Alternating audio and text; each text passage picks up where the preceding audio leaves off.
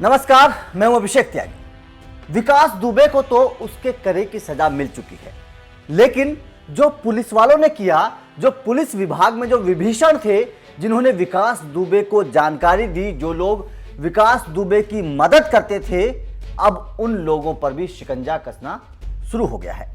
विकास दुबे की मौत के बाद जब ये बात सामने आई थी कि पुलिस विभाग में, पुलिस महकमे में विकास दुबे के कई लोग मददगार हैं, बड़े अफसर हैं जो विकास दुबे की मदद करते हैं, तब योगी सरकार ने उसकी विभागीय जांच दी थी और अब उस जांच की जो रिपोर्ट है वो सामने आ गई है और उस रिपोर्ट में एक बहुत बड़ा खुलासा हुआ है। आप जानकर हैरान रह जाएंगे कि पुलिस विभाग में विकास दुबे की कितनी बड़ी पैठ थी।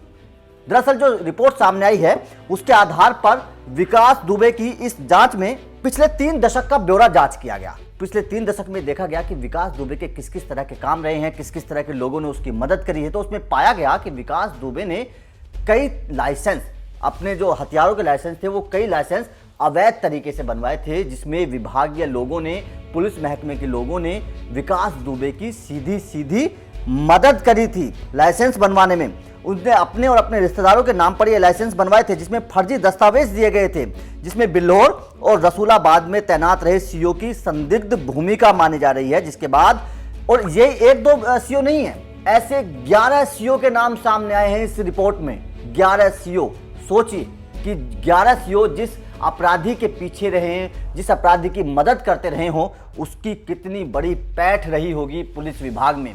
11 सीओ के नाम सामने आए हैं जो विकास दुबे की मदद करते थे। साथ ही 37 पुलिसकर्मी ऐसे पाए गए हैं संदिग्ध, जो विकास दुबे की मदद के लिए हमेशा तैयार रहते थे और हमेशा उसके चरणों में गिरे रहते थे। ऐसे 37 पुलिसकर्मी और 11 सीओ थे जो अभी रिपोर्ट में जिनके नाम सामने आए हैं। जिनके बाद अब खबर ऐसी भी है कि इन 6 पुलिसकर्मियों का, इनमें से जो नाम सामने, इनमें से 6 पुलिसकर्मियों का डिमोशन हो सकता है और बाकी जो 23 हैं उन पर विभागीय कार्रवाई चल रही है। पुलिस विभाग के जो काम करने वाले लोग थे। तो अब सोचिए जरा, जिस अपराधी के पीछे 11 सीओ और उसके बाद में 37 पुलिसकर्मी जिसकी मदद कर रहे हों, एक क्षेत्र में जिसका एक वर्चस्व था और उस क्षेत्र के 11 सीओ उसकी मदद करते हो, तो सोचिए विकास दुबे की पुलिस विभाग में कितनी जबरदस्त गहरी पैठ थी। इनमें से जो 11 सीओ हैं उनमें से कई तो ऐसे हैं जो रिटायर हो चुके हैं और कई ये ऐसे हैं जो प्रमोशन पा चुके हैं, लेकिन अब उनके खिलाफ भी जांच की जाएगी कि क्या वास्तव में इन सीओ ने विकास दुबे की मदद की थी या नहीं की थी, और किस तरह की उन्होंने मदद की थी, लाइसेंस बनवाने में की थी या फिर किसी आपराधिक षड्यंत्र के तहत उन्होंने उसकी मदद की थी। वो सब अब चीज़ देखी जाएंगी। उसके बाद में यह माना जा रहा है कि 14 पुलिसकर्मियों पर कार्रवाई तय मानी जा रही है और ऐसे में 14 पुलिसकर्मियों की जांच का जिम्मा डीआईजी ने खुद संभाला है। वहीं 23 पुलिसकर्मियों की जांच एसपी पूर्वी राजकुमार अग्रवाल को सौंप दी गई है। तो आप इस बात से समझ सकते हैं, जो रिपोर्ट अभी सामने आई है, एसआईटी की जो रिपोर्ट सामने आई है, जो योगी आदित्यनाथ ने एसआईटी बनाई थी विकास दुबे की मौत के बाद, उसके बाद में जो रिपोर्ट सामने है उससे आप ये समझ सकते हैं कि जिस अपराधी के पीछे 11 सीओ हों जो उसकी मदद करते हों, साथ ही 37 पुलिसकर्मी हों, तो सोचिए कि उसका कितनी पकड़ होगी पुलिस महकमे में। और अब इन सभी पुलिसकर्मियों पर कार्रवाई की जा रही है, विभागीय कार्रवाई की जा रही है। कुछ तो ऐसे हैं, सीओ ऐसे हैं कि जो रिटायर भी हो चुके हैं। सोचिए, ये पिछले 3 दशक का जांच की गई है। पिछले 3 दशक में देखा गया है कि किस किस तरह से पुलिस महकमे ने विकास दुबे की मदद की थी। तो जरा सोचिए कि अपराध किस तरह से फल फूल रहा था।